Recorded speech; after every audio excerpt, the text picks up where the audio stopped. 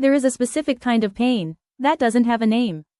It's not heartbreak, it's not grief, it's something darker, something that lives deep in your chest and burns every single time you close your eyes. It's the moment you realize the two people you trusted most in this entire world chose each other over you. This is my story, and I need you to hear every single word of it. Kayla and I met in 6th grade. She sat behind me in homeroom, tapped me on the shoulder, and whispered that the teacher had chalk on her face. We laughed until we got sent to the hallway. And just like that, best friends. For 11 years, she was everything to me. She was the first person I called when I got into college. She was the one who held my hand when my dad passed away. She was my maid of honor at my wedding. My maid of honor. She stood right there at that altar, in a dusty rose dress, with happy tears streaming down her face, and watched me marry the man she was already sleeping with. Let me give you the full picture. My husband, Daniel, and I met in our mid-20s through mutual friends. He was charming, attentive, and honestly, he was everything I thought I wanted. We dated for 2 years, got engaged, and by the time we married, Kayla had already known him almost as long as I had. They got along great. Of course they did. I was thrilled. My husband and my best friend, laughing at dinner tables, double dating, sharing inside jokes. I genuinely thought I had built the perfect little world. We had been married for 3 years when things started to feel off. But I'm getting ahead of myself. Let me take you back to where I first should have seen it. About a year into our marriage, Kayla went through a brutal breakup.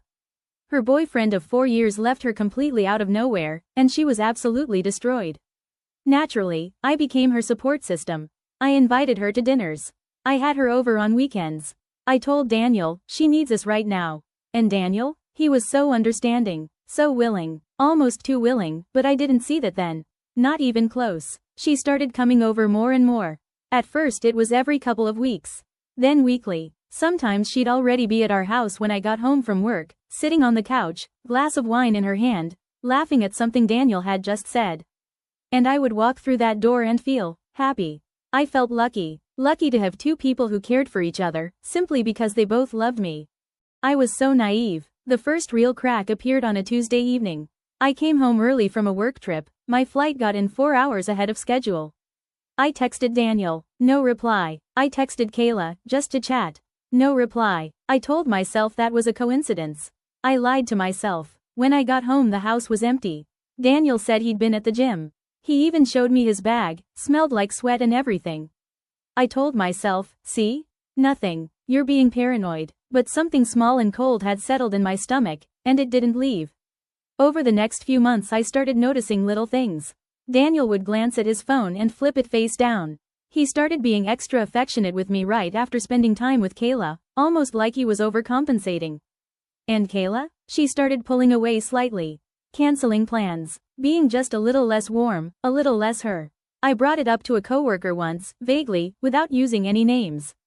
I said, I feel like something is going on, but I can't prove it. And she looked me dead in the eye and said, sometimes we already know. We're just not ready to know that we know. Those words haunted me for weeks. So I started paying closer attention. Not snooping, just paying attention. And then one evening, I was cleaning out the car and found a receipt. A restaurant receipt. A nice place, 2 people, 2 glasses of wine. A Tuesday. The exact same Tuesday I had come home early from that work trip. I didn't say anything. I took a photo of it and I sat with it for 2 weeks. 2 weeks of sleeping next to a man I was beginning to quietly despise. 2 weeks of answering Kayla's texts with smiling emojis while something deep inside me was slowly dying. And then, I found the messages. Daniel left his laptop open one morning, just long enough. I wasn't even looking for anything, I was simply walking past, and I saw Kayla's name in an open tab. An email thread. I stopped breathing. I stood there in my kitchen, in my pajamas, and I read everything. It had been going on for over a year. Over a year. They used email because they thought it was safer than texting. There were messages about missing each other. Messages making plans. Messages talking about me, about how I was too trusting, how I would never figure it out. And then there was one message, one that I will never forget, where Kayla wrote, I hate how much I love this. She's my best friend and I can't stop. She knew exactly what she was doing. She knew, every single day, and she chose to keep going anyway. I didn't scream. I didn't cry. I went completely, utterly numb. I closed the laptop, walked to the bedroom, got dressed, drove to my mother's house, and didn't go back for 4 days. I didn't call either of them.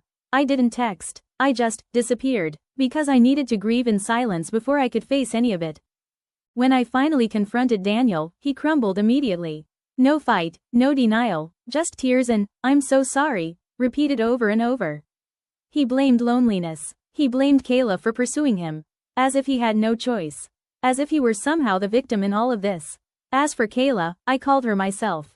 She cried. She apologized. She said it just happened. 11 years of friendship. And that is what she gave me. It just happened. I filed for divorce 4 months later. It was painful, it was expensive, and it was absolutely, completely the right decision. Kayla reached out 3 more times after that phone call. I never responded. She even sent a long handwritten letter once. I read it, every word, and then I folded it, set it down, and never replied. Some doors, once closed, should stay closed forever. Today I live in a different city. I have an apartment that is entirely mine, decorated exactly the way I want it, quiet in a way that used to feel lonely but now feels like peace. I have a small, tight circle of people I trust with my life, and I mean that very differently now than I ever did before. Daniel and Kayla reportedly dated briefly after everything collapsed. It didn't last. Betrayal rarely builds anything worth keeping. Here's what I learned, not as advice, just as truth. First, trust your instincts. That cold feeling in my stomach appeared months before I had a single piece of proof. Your body knows things your heart isn't ready to accept yet. Listen to it. Second, proximity is not loyalty. The people closest to you have the greatest access to hurt you. Closeness should always be earned, and re-earned. And third, this one matters most. The betrayal doesn't define you. I spent months feeling like an absolute fool. But I wasn't foolish. I was loving. There is a very real difference. Being deceived by people you gave everything to says everything about who they are, and nothing, absolutely nothing, about your worth. I'm still healing, but I'm healing as myself, and honestly, that is more than enough. If this story reached something inside you, you are not alone. Drop a comment below and tell me, what would you have done? Would you have confronted them? Walked away in silence? Something else entirely? I genuinely want to know. If you're new here, welcome to Betrayal Shadows. Subscribe and turn on that notification bell so you never miss a story. Every single week, real, raw, emotional stories about trust, betrayal, and the quiet strength it takes to survive both. Like this video if it stayed with you. And I'll see you in the next one. Take care of yourself. Not everyone deserves access to your loyalty.